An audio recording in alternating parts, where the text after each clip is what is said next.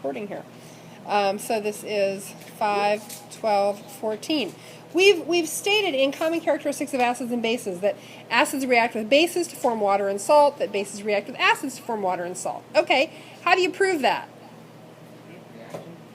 Well, we have to actually do the reaction, yes. So you've all, I think every single one of you has done an acid-base neutralization reaction at home, perhaps in the form of a volcano. What is it? Baking soda and vinegar, and you add them together and it goes fizzle, fizzle, fizzle, fizzle, fizzle, fizzle. And it produces a lot of gas, and in the end, you're left with a salt, which is not NaCl, but a salt, and water, if it's all reacted. So, okay, now we're gonna start to examine some acid-base neutralization reactions. So, we'll take the example of hydrochloric acid and sodium hydroxide. And these are both things that you've worked with. You have used both of these.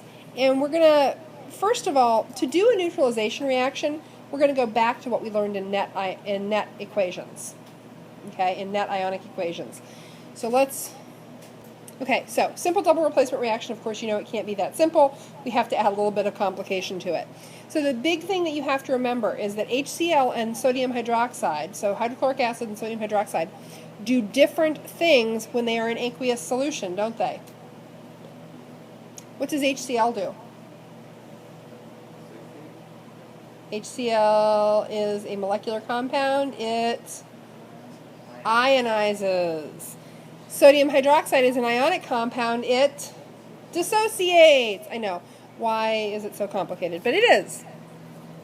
Oops. Our first step is going to be to write the ionization reaction and the dissociation equation. Okay? So remember, when we're talking about ionization of HCl, water is an actual reactant. Water is a reactant. That's very important. When we're talking about sodium hydroxide, water is not a reactant. The sodium hydroxide ions are just separating.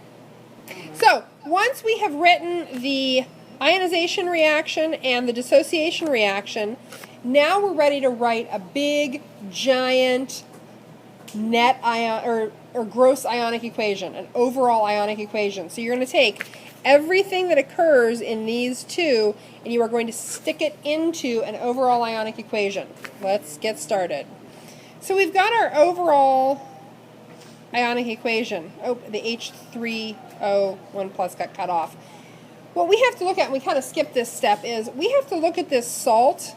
Is it soluble? Now you all know, we don't need to check a solubility table, you all know that NaCl is very soluble in water.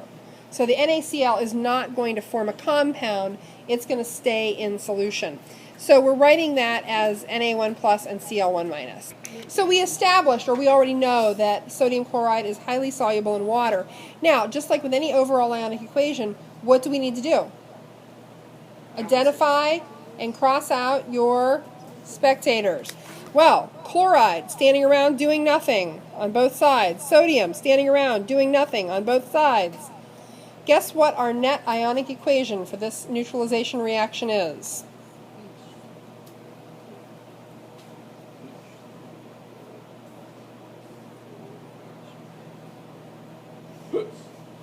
And this is aqueous, liquid. That is our net ionic equation for this neutralization reaction. Now, if you, typically this is what it's going to look like, basically, for almost any acid-base pair.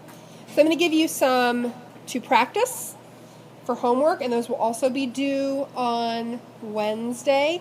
And you will have a FIP on writing neutralization reactions tomorrow, and that really concludes the chapter.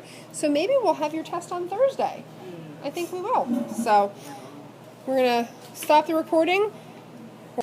Okay, I added 2 problems. These are also due on Wednesday the 14th. The FIP tomorrow on neutralization reactions. Homework due Wednesday. Test is now Thursday. So test Thursday, May 15th. Yay!